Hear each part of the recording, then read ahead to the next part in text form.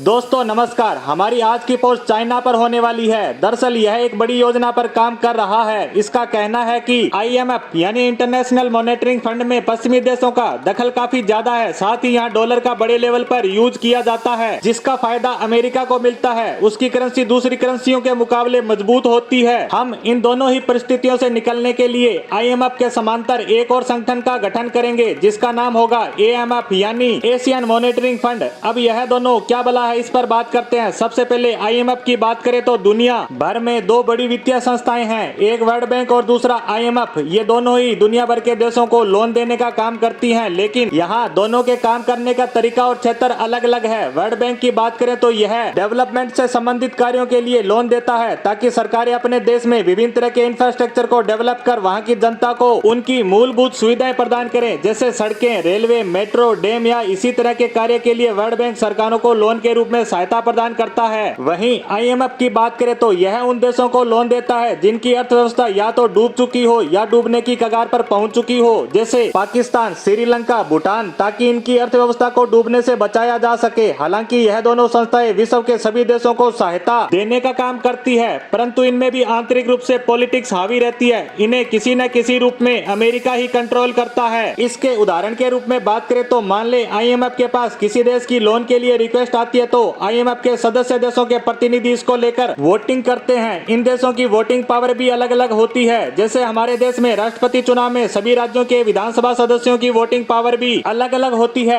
IMF की बात करें तो अकेले अमेरिका की पावर 16% है। वहीं अमेरिका के साथी देश जिनमें जापान, यूरोपीय देश, UK, फ्रांस, इन सभी की वोटिंग पावर 60 से 70% तक है। यहाँ चीन का वोटिंग परसेंट जापान से भी काफी कम है। इससे आपको समझ आ गया होगा कि इसे पूरी तरह अमेरिका ही कंट्रोल करता है कि किस देश को लोन देना है या नहीं, और देना है तो कितना। इन सब परिस्थितियों का अमेरिका फायदा भी उठाता है। अगर कोई देश उसके खिलाफ या उसके दुश्मन की पक्ष में बोलता है और उसके आर्थिक हालात खराब हो जाए, तो वह उन देशों को अपनी पक्ष में आने के लिए दबाव डालता है, जैसे वर्तमान में पाकिस्तान के साथ हो रहा है। उसकी समझ में नहीं आ रहा है कि वह चीन का साथ छोड़े या नहीं। उसकी हालात लगातार बिगड़ती जा रही है और IMF उसे लोन देने की बात पर गौर तक नहीं कर रहा, जब तक कि वह चीन से दूरी न बना ले। इस पर आप कहेंगे कि यह तो गलत पॉलिटिक्स है, जिसका फायदा बड़े देश उठाते हैं। तो मैं आपको बता दूं कि इस फंड के लिए जो पैसा इकट्ठा होता है वह भी तो इन देशों से ही आता है, और अपना पैसा किसी डूबते देश पर कोई बिना शर्त क्यों लगाएगा, क्योंकि इनका वोट शेयर भी इसी पैसे से तय होता है। जो देश जितना ज्यादा पैसा देगा उसका शेयर भी उतना ज्यादा होगा। यह रूल एक तरह से सही भी है। जो देश अपना पैसा दूसरे देश पर खर्च करेगा उसको अधिकार भी होना चाहिए कि वह किस देश को दे। और अमेरिकी कंट्रोल की इसी बात से परेशान होकर चीन ने AMF के गठन का निर्णय लिया है। यह